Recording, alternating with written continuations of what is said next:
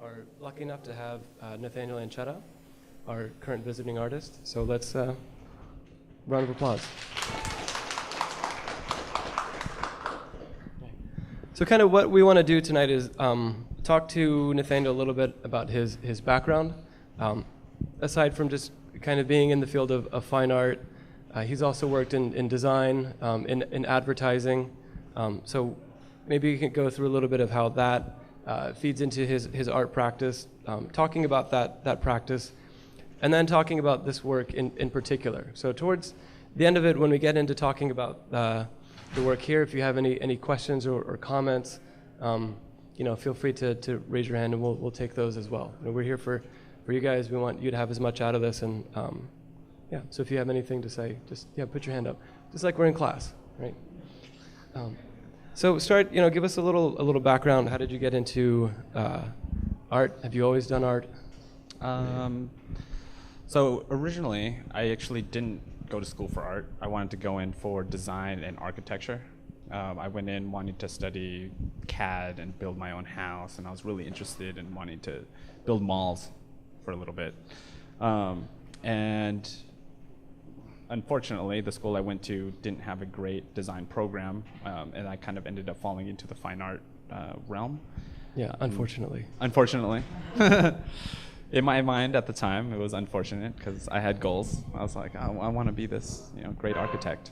To build, what is it about malls? Why malls? Well, malls are interesting. Malls you get lost in. Malls you can I was always, as a kid, my pastime, I lived in the Antelope Valley. Some of you guys might know where this small little place is. All we did was go to the mall after school. That's kind of all you did. So it was something that you kind of, spend a lot of free time in. You get really lost in it because it's this really unique thing in sort of a desert small town. And so in college, I ended up meeting a few instructors that really inspired me in drawing. I got really interested in typography at the time when I was younger, and wasn't so much interested in necessarily like the symbology of typography or anything like that, but was really interested in just the shape of letters for a long time. And then continued into a drawing series in my undergrad. And then after that, I spent 2 years outside of school, just trying to figure out what I wanted to do with life. I wasn't sure if I actually wanted to continue doing art. I thought of doing something more practical that just might be coming from a more like suburban background, where your family's telling you need to get a job, that kind of thing. So I ended up working in design for a while, ended up picking up a studio in San Francisco, and was working off and on as a graphic designer and working in a studio with another artist.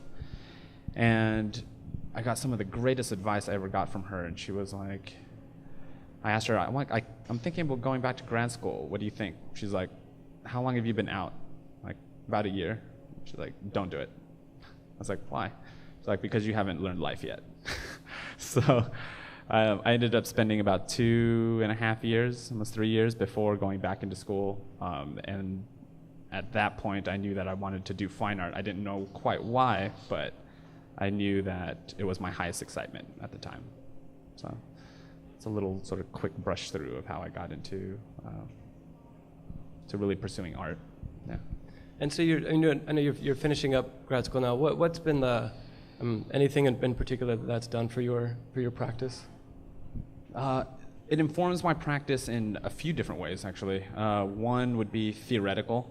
I mean, you just learn you gain a lot of knowledge in terms of philosophy and critical theory, and you start to wrap that around your everyday life.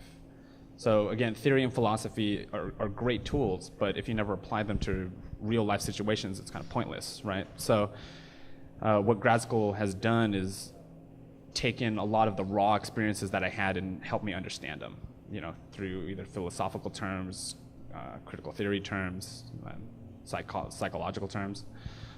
Which can also make it, from my experience too, going to grad school, difficult to make everyday decisions. Absolutely. Once critical theory and Absolutely. philosophy starts to wrap itself around your everyday life and every facet of your everyday life. I'm not going to lie, I'd have to say I've maybe become slightly cynical for the past couple years to things. Too many things. It definitely, absolutely made me grow. It is a great experience seeing that I'm still in it, and it makes you grow in a couple different ways. I mean, in maturity, as an artist, but as well as a person. You make more informed decisions just about your everyday life, but you also make more informed decisions in terms of an artistic practice. So. So coming from art into design, and I know this is a much kind of a bigger question than we can get to now, but for you then, where does kind of the line between design and art end? What for you, at least in your practice, where do you see overlaps and where do those two concepts kind of diverge? That's a tough question, because I think for me, the line is in function and form. Where for design, I would put function first over form, where in art, I would put maybe form over function. But that is in the most vaguest sense. The lines now, I think, are much more blurred than they maybe once were, 20 years ago. I think nowadays you have programs like media design coming up, and they're doing a lot of wearable technology, and a lot of these projects, some even humanitarian projects, are borderline between it being art or is it some kind of design project. Not really sure.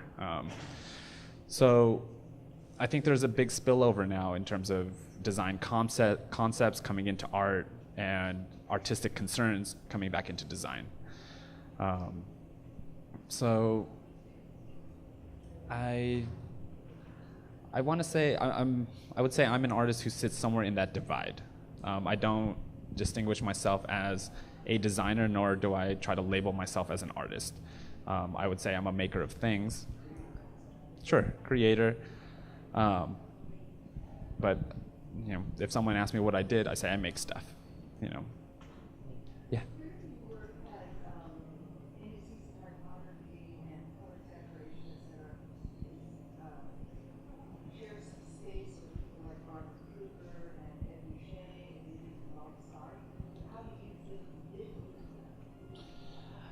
That's actually a really good question.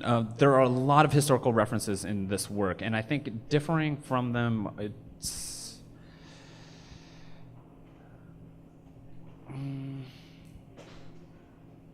think sort of use of typography, this is the use of words, the combination of the different words, pointing to things that aren't necessarily in, Barbara Kruger's work would be more political, which this work is not political in that sense. Baldessari's work is very different. So, I've actually had the luxury of actually talking to Baldessari a little bit before. When I was in Art Center, I talked to Baldessari a little bit. I had a chance to meet him in Santa Monica, and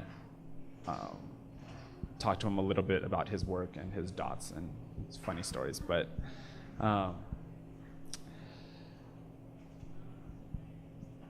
differ, it's a tough thing. I'm interested here in a more sculptural sense than maybe they are with some of their prints. Barbara Kruger's prints aren't necessarily seen as sculptural. At least I wouldn't see them as sculptural. Someone may argue differently.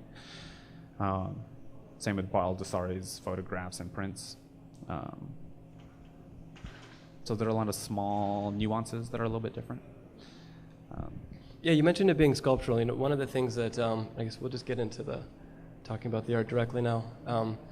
That people have questions about, or that they kind of appreciate it, without getting a lot into the content of the work. I think especially a lot of people who have hung photographs and things notice that it's just sort of pinned into the wall at the top and then is hanging kind of loose. And you mentioned kind of the sculptural nature of this. Can you go talk a little bit more kind of about that with these particular pieces? Like, why is that important here?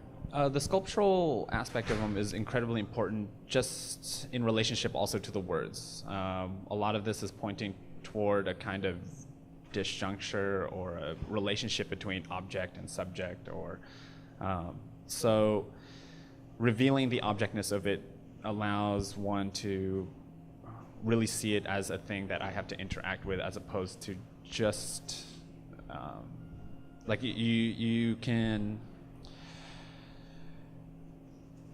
really see the physicality of something when you hang it like this. If I was to put it behind a piece of glass or frame it, it would feel like I'm saving it for posterity or something, or archiving it for some reason, and having it be this very precious thing. So by doing this, it takes away from its preciousness. It becomes something of almost like a nonchalant everyday object, or something that I can really look past, per se. And one thing I really love about hanging them like this is that you can see the weight of the paper. I mean, you can see the shadows that it casts. And I mean, I could jump into the words, but I can stop it. I want to jump into the words. Well, yeah, your question.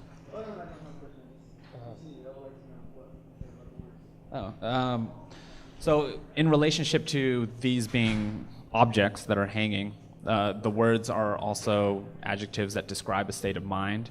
A lot of them are positive, some of them are negative, they're contradictory in a lot of ways. They all start with the pronoun it or its, which points to some sort of anticipatory subject, something.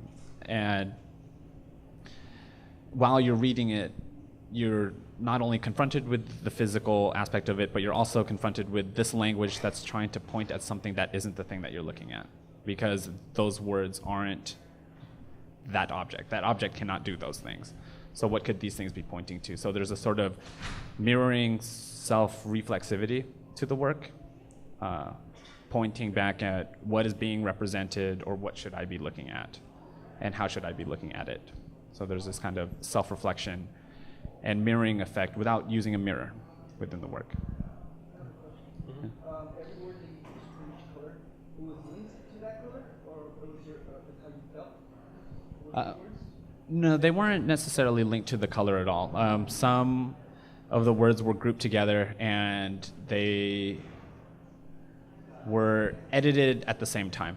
So as far as them like being a response to the color, I don't see them as a response to the color, but they were worked in conjunction with each other. As I'm making them, I may take some out, I may put some back in, but not all of them are concerns with color and content. They may have been shape of the rag, these kind of things. Yeah.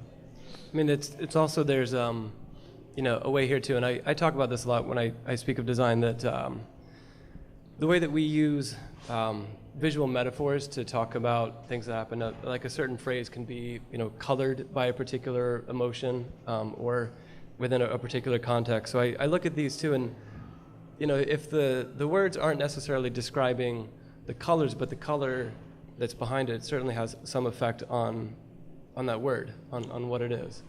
And to me too, that it's an interesting experience, kind of reading from the top and then reading down through all of them. There's some alliteration that happens. There's some wonderful kind of rhythmic things that happen through there. And it's easy just to get kind of lost and caught up in the words, and then you get to the end of it and you go back up to the top and you think, wait, I'm supposed to have described something here, or have the experience of some kind of object, or the experience of some experience. And I think for me it's a little bit different every time too. So can you sort of alluded to this before, but what's the kind of underneath that? What sort of informed the kind of deflecting thing that you mentioned earlier?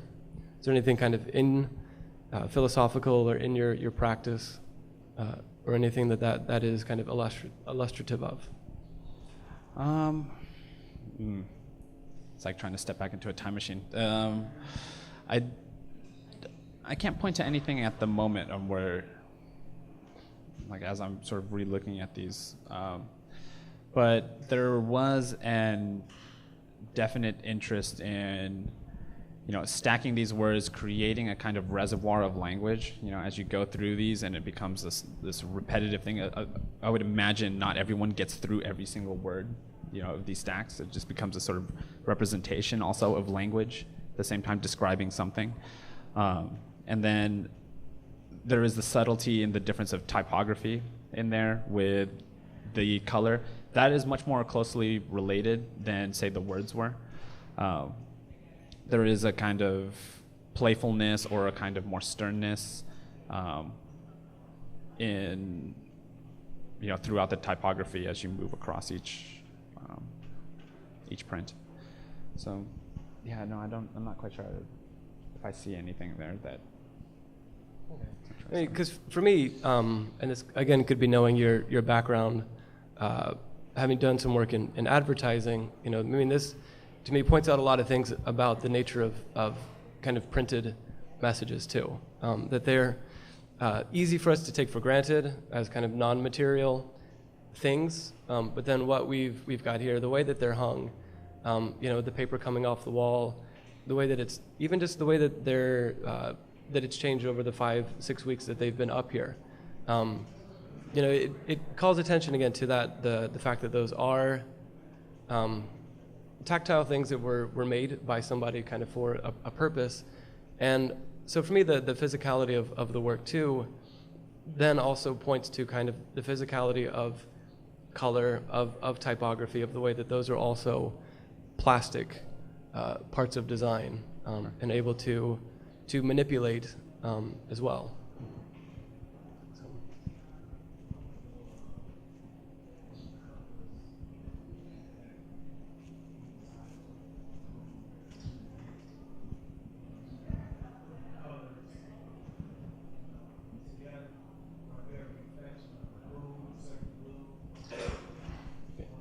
So the question is if the color choice, the colors chosen here, if they are reflective of moods, or what, why these particular colors?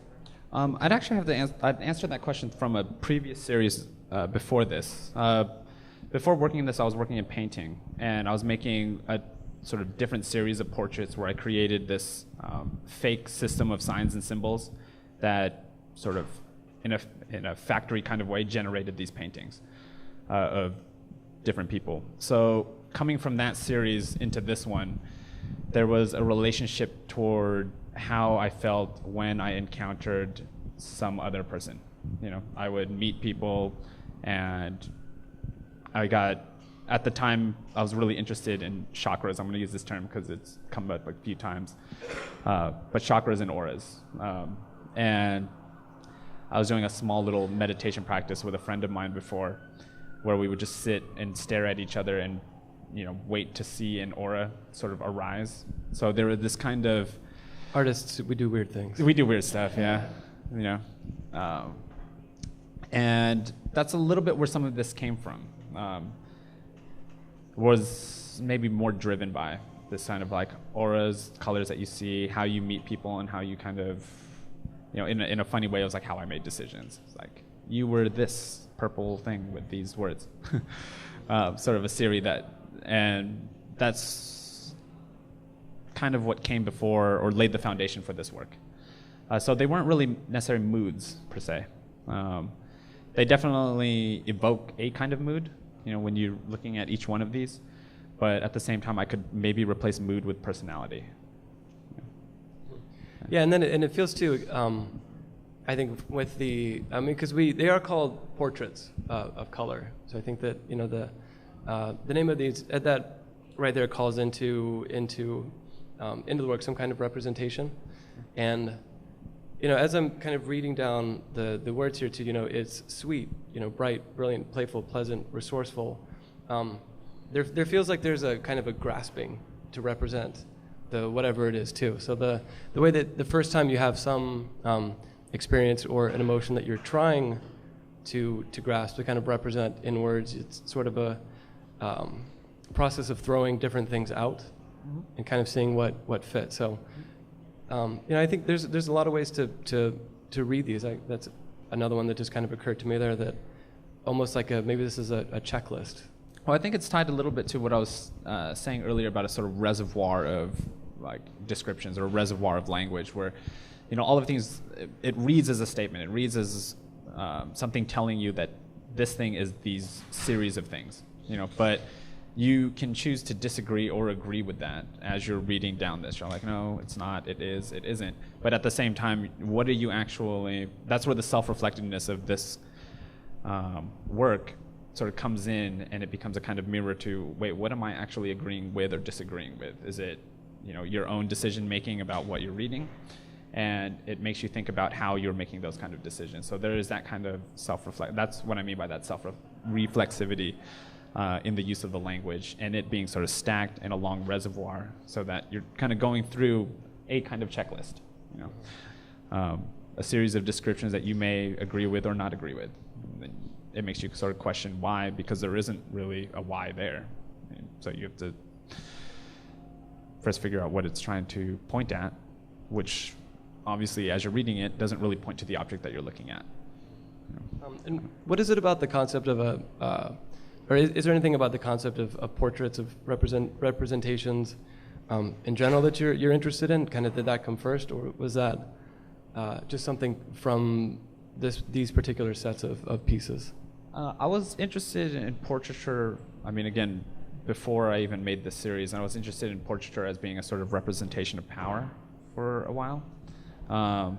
And how, kings and queens would get portraits made so that they can show to their people that they are some sort of royalty or nobility, right?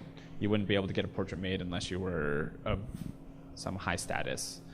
So it's sort of played as, I forgot what the term was, not a sacral object? Courtly object is what they would call it, right? And thinking of that through images, and portraiture is a kind of image, I got really interested in that, as well as in graphic design, what you do with an image in order to represent something. So there's a sort of level of representation there. And so in a funny way, this work is a little bit about rupturing that, or disrupting it a little bit. Disrupting, okay, what particularly? Disrupting the way, or deconstructing a little bit in the way that images work as a form of representation, like portraits once did, or how portraits do.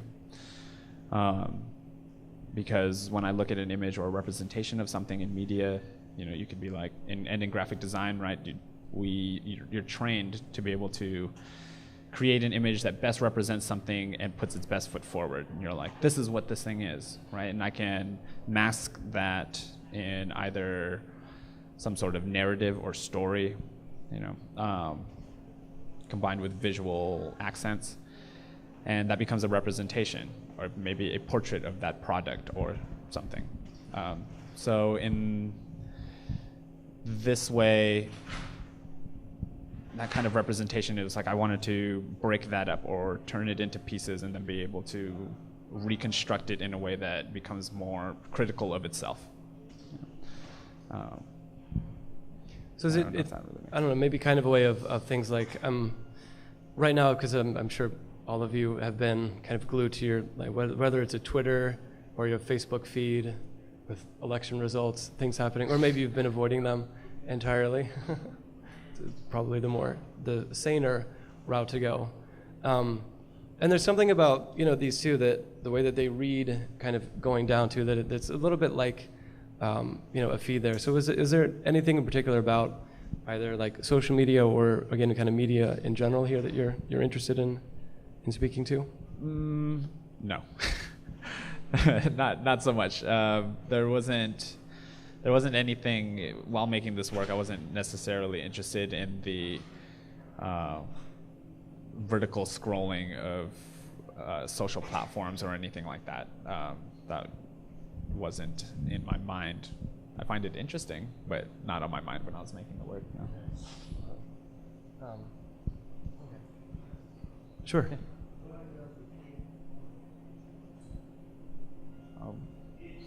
Yeah.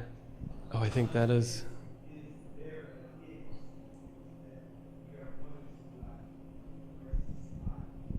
Oh.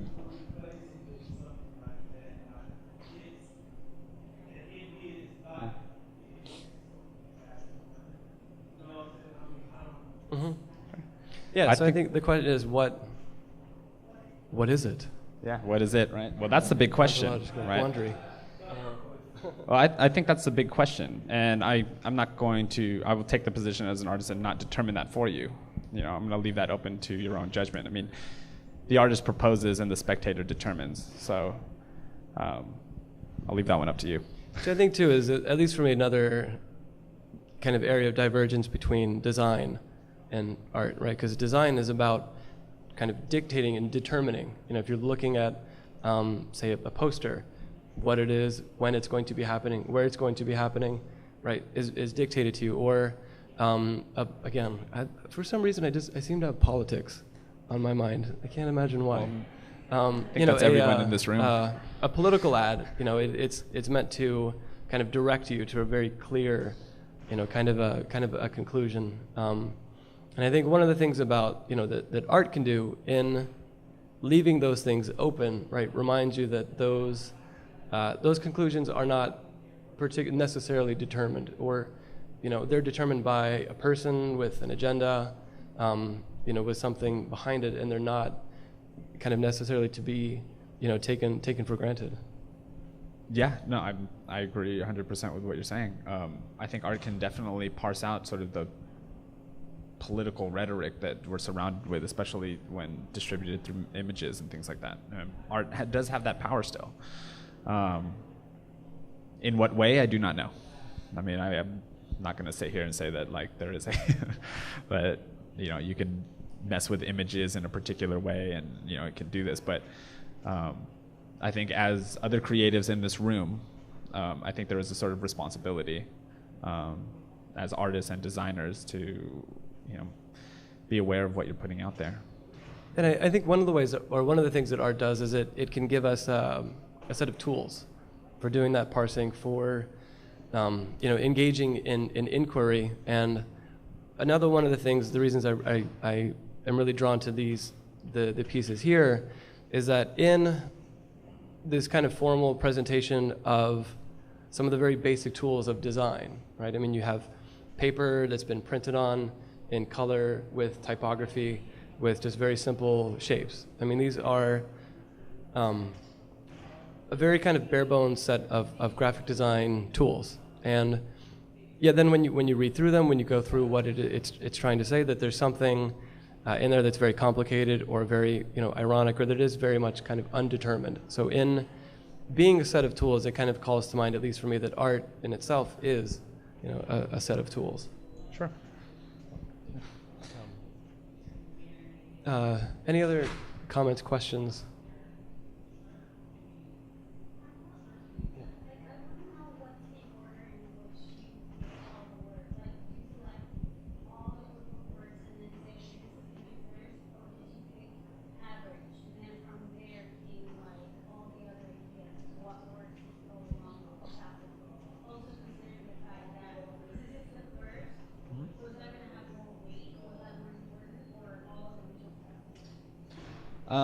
The arrangement or the groupings actually came from sort of the first 6 words, really, roughly. The first 6 words were the most important, as far as to me, because they were the really as far as I thought anybody would really read into them. And then as I kept going with them, some of them started rhythmically. Like others were like, oh, this kind of flows as a rhythm when I read it. Others, I wanted it to have a disruption throughout that rhythm. So you'll notice it'll get into a kind of rhythm, and then all of a sudden it like cuts off. It's like, oh, that word's really way off, from that kind of rhythm.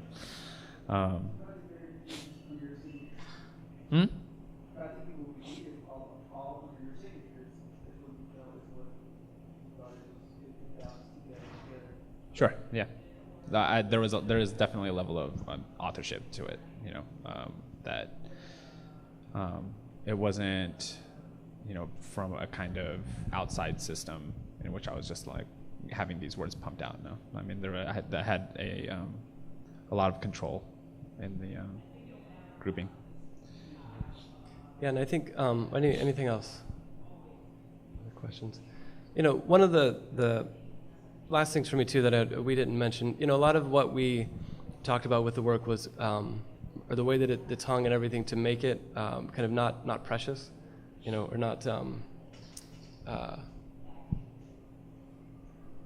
kind of unthreatening in certain ways too, right? It's not high up on the wall. It's not in a frame.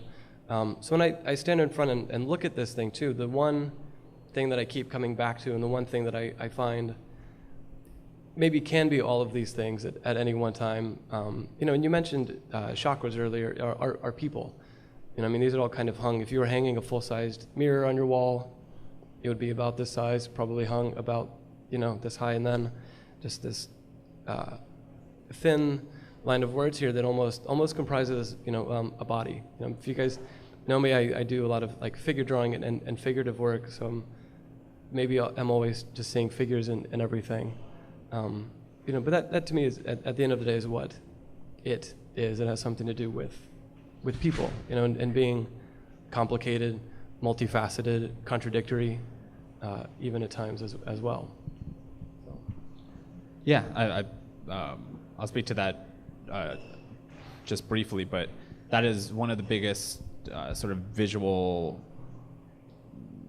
cues, I guess, that I was playing with in this work, was to represent the body in a kind of way that isn't necessarily traditional. Not through traditional way of portraiture, but stacking words so it's very skinny. That's much like the body. There's a representation of a stand-in in the hanging of the work. There's as well as the width of the color, the hanging of the color. So there are a lot of these that point to sort of a bodily stand-in. Yeah. Okay. Then the last thing I will say, maybe this is a bit of a scavenger hunt for you guys.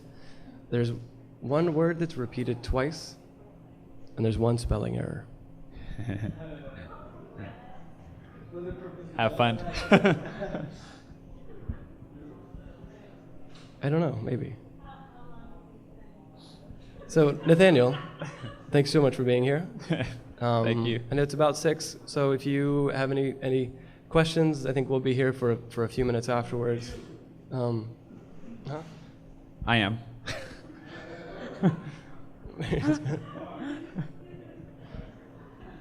All right. So, ladies and gentlemen, how about a round of applause for Nathaniel? Thank you so much. Thanks, guys.